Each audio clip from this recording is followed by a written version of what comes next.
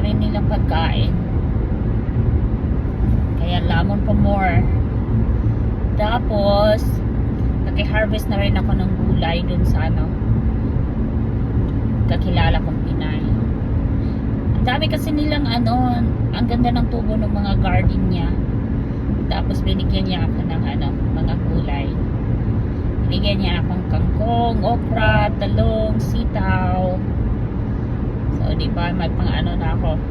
May pang sinigang.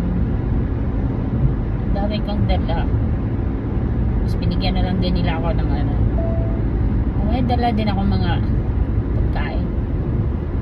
Basta mga Pinay yung mga kasama mo, expected na yan. Laging may pauwi. May dalang pauwi na food. Ano nangyayari dito?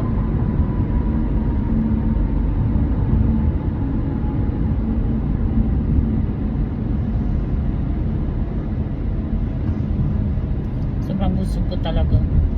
May kasi sila, paksiw na isda, may munggo, tapos may cassava cake, tapos may pa sila yung ano tawag nito, pansit, lumpia, tapos may tuyo.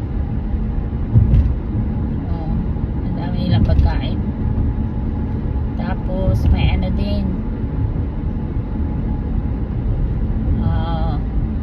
bakit may road construction dito?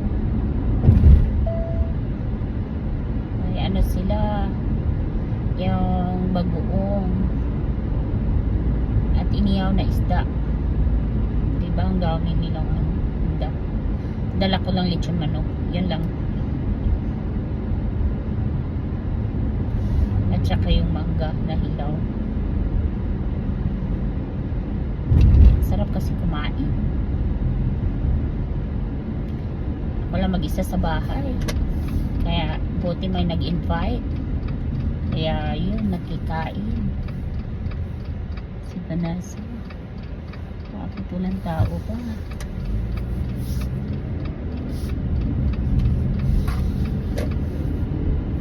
Pauwi na rin ako kasi susundo pa ako ng estudyante ko mamaya.